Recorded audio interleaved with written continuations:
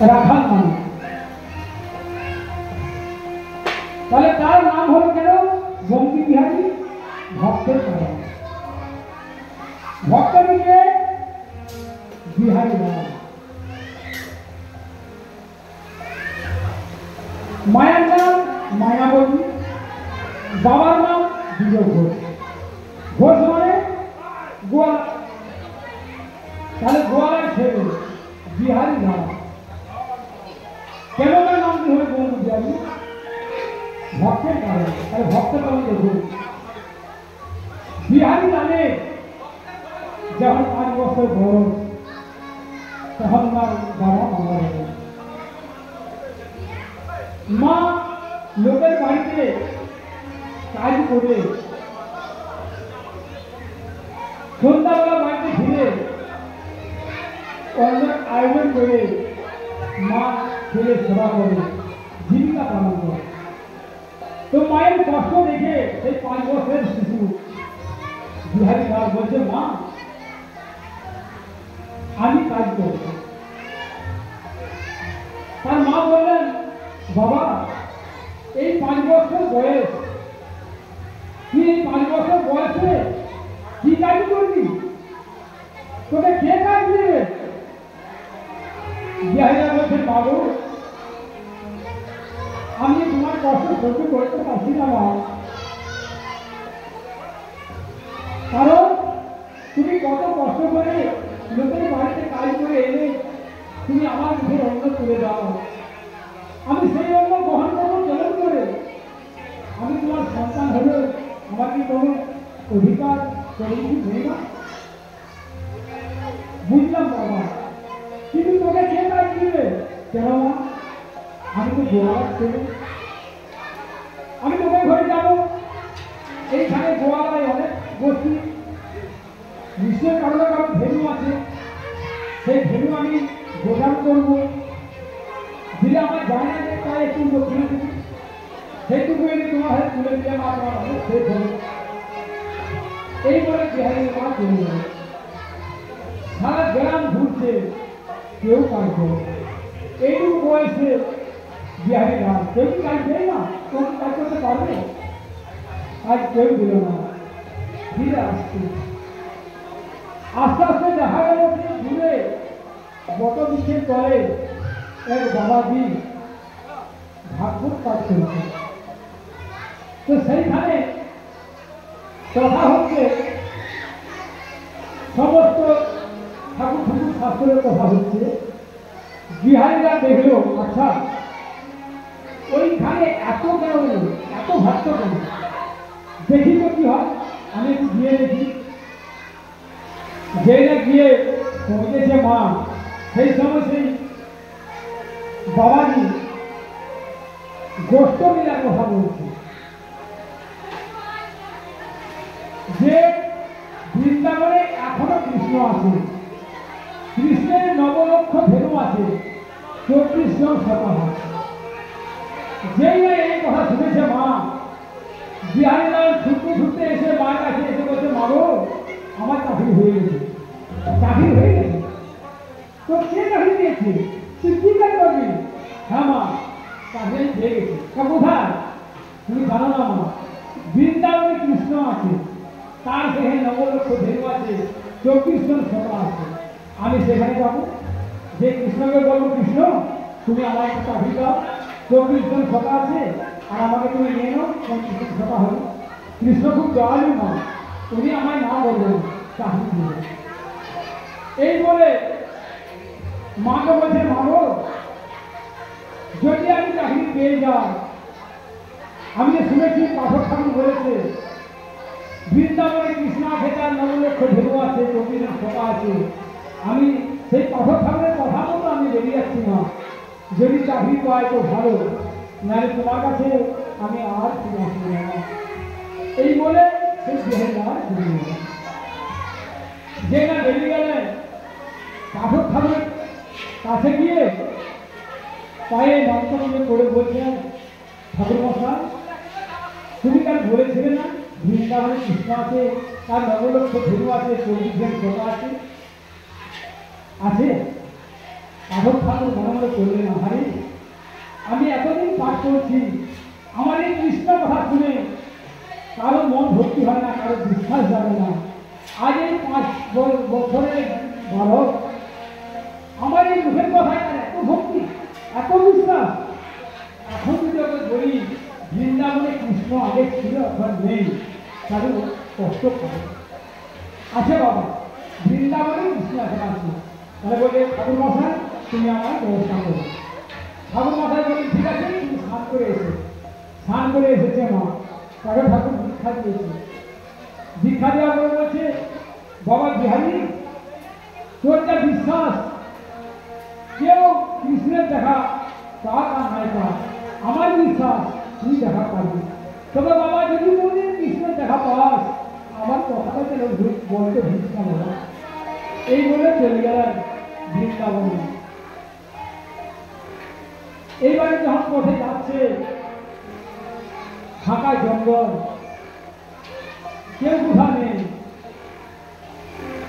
সেইখানে সেই বিহারীলাল মনে দুঃখে কাঁদছে আর বলছে,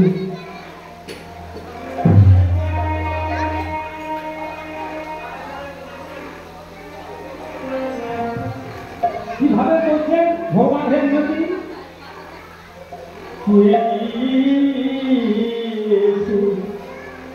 ঠাকুর তোমার ভক্ত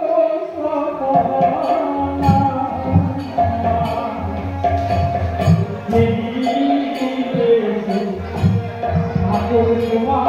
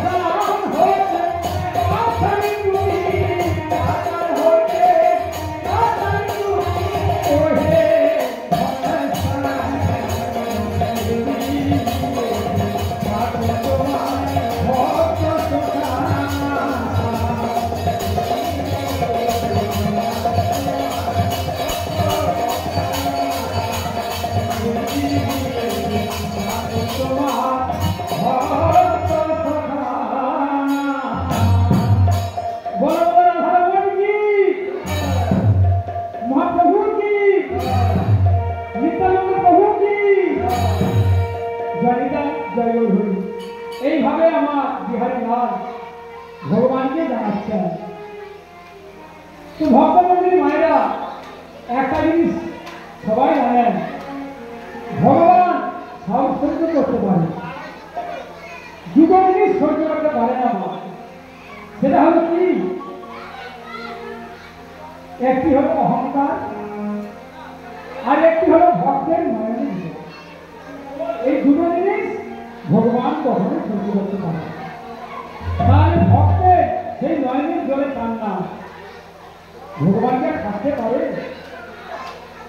বিহারী লাল কাছে এসে বলছে, বন্ধু তুমি কেন কাঁদছো? তুমি কোথায় যাবে? কাকে চাও? যে তুমি আমার বন্ধু বললে? ও তুমি ভেবে নাও আমি তোমার বন্ধু, তুমি আমার বন্ধু, বেশ ভালো। তাহলে বন্ধু তুমি আমার একটা উপকার করতে পারলে? বলো কি উপকার করতে হবে?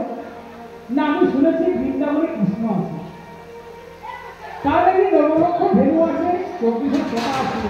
তুমি যদি ওইখানে নিয়ে গিয়ে একটা কাজের ব্যবস্থা করে দাও তাহলে আমার খুব ভালো হয়। আমার মা খুব অভাবী, খুব কষ্টে আমার লালন পালন করেছে।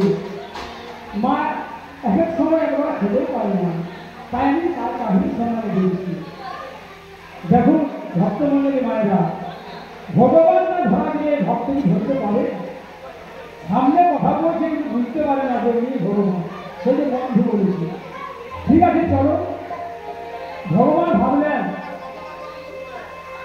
এই যে 5 বছরে বালক এত বিশ্বাস নিয়ে এসেছে, ঘর বাড়ি ছেড়ে এতটা পর, এইখানে যদি না তার কোনো কিছু একটা কাজের ব্যবস্থা করতে পারি তাহলে তো আমার কর্তব্য কিছু থাকবে না। তাহলে ভগবান কৃষ্ণ মনে মনে করলেন যে আমার একজন পুরোহিত আছে, আমার সেবা পূজা করে। পুরোহিতের বাড়িতে অনেক গরু আছে, আমি যদি নিয়ে গিয়ে পুরোহিতের বাড়িতে ঢুকিয়ে দিই হয়তো একটা কাজ তোমাকে দিল, আর আমি বলবো এটাই কৃষ্ণের বাড়ি। এই বলে মা ভগবান শ্রীকৃষ্ণ বিহারী লালকে নিয়ে গিয়ে বলছিলেন